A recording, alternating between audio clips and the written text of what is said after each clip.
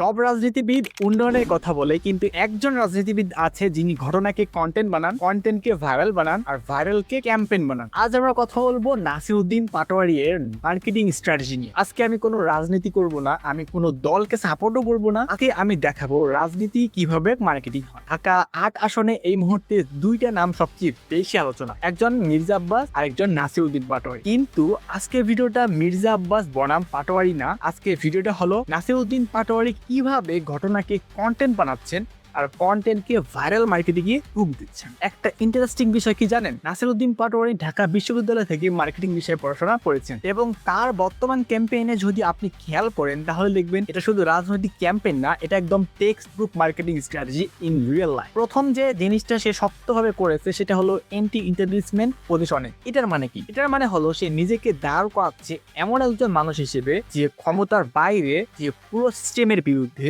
এবং যুক্তিযুক্ত ভাবে বলতে থাকে। মার্কেটিং ভাষায় এটাকে বলে রিবেল ব্র্যান্ড স্ট্র্যাটেজি। যখন সামনে শক্তিশালী পুরনো প্রতিষ্ঠিত প্রতিপক্ষ থাকে তখন নিজেকে সাধারণ মানুষের কণ্ঠ হিসেবে দেখানো সবচেয়ে শক্তিশালী পজিশনিং। এখানে আবেগ কাজ করে যুক্তির চেয়েও বেশি। এখন আসি সবচেয়ে ভাইরাল ঘটনাগুলো একটাই। একটা ঘটনায় দেখা গেছে একজন রাজনৈতিক কর্মী একটি কুকুরকে লাথি মেরেছে। এই ঘটনাটা অনেকেই দেখেছে কিন্তু সবাই এটাকে মার্কেটিং মানতে পারেনি। নাসিরউদ্দিন পাটোয়ারি এখানে যা করেছে, সে কুকুরটাকে বানিয়েছে সিম্বল হিসেবে। কুকুর একজন বিশ্বস্ত প্রাণী, কুকুর নিরীহ প্রাণী। তার বক্তব্য ছিল এমন, যারা চাঁদাবাজি করে, মানুষকে আঘাত করে, তাদের চেয়ে কুকুর ভালো। এটা কোনো সাধারণ মন্তব্য না, এটা হলো সিম্বলিক ইমোশনাল মার্কেটিং। এখানে তিনি তিনটা জিনিস একসাথে ট্রিগার করেছে: এক ইমোশন, দুই হামর, তিন মোরাল কন্ট্রাস্ট। আর এটাই ভাইরাল হয়। আরেকটা খুব স্মার্ট স্ট্র্যাটেজি মির্জা আব্বাস একবার বলেছিলেন, এখানে একজন আছে যে ঘুম থেকে উঠে আগে আমার নাম নেয়। মানুষ নামাজ কালাম পড়ে আল্লাহর নাম নেয়, একজন আছেন উনি প্রথমে আমার নাম নেন।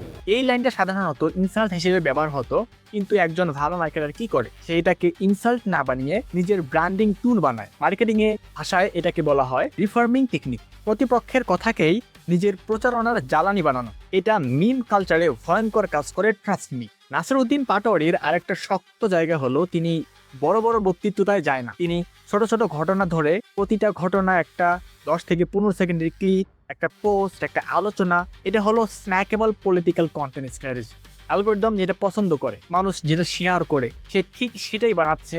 বাংলাদেশের কনটেক্সটে এই স্ট্র্যাটেজি খুব কাজ করে। আর আমাদের মানুষ ডিবেট ভালোবাসে, হমর প্লাস অ্যাঙ্গার খুব দ্রুত শেয়ার হয়, আর ছোট কন্টেন্ট বেশি কনজিউম করে। এটা পশ্চিমা রাজনীতি না, এটা একদম Bangladeshi math psychology align marketing. এখানে আমরা অনেকেই আছি পাটোয়ারি সম্পর্কে জানতামই না, কিন্তু এই ধরনের মার্কেটিং এর জন্য আজকে আমি উইকিপিডিয়া থেকে শুরু করে তার জীবনী পড়া শেষ।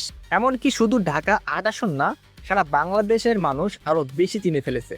তবে একটা কথা মনে রাখা জরুরি, এই ধরনের মার্কেটিং খুবই পাওয়ারফুল কিন্তু রিস্কিও। ওভার কন্ট্রোভার্সি হলে মূল মেসেজ হারিয়ে যেতে পারে এবং আইনি জটিলতা তৈরি হতে পারে। শেষ কথা একটাই, আজকের রাজনীতিতে জিতবে সে না যে শুধু বড় নেতা, বরং সে যে ন্যারেটিভ, টাইমিং আর কন্টেন্ট সবচেয়ে ভালো বোঝে। আমি কোনো দল সাপোর্ট করছি না, আমি শুধু অল্প করে দেখালাম রাজনীতি কিভাবে মার্কেটিং হয়।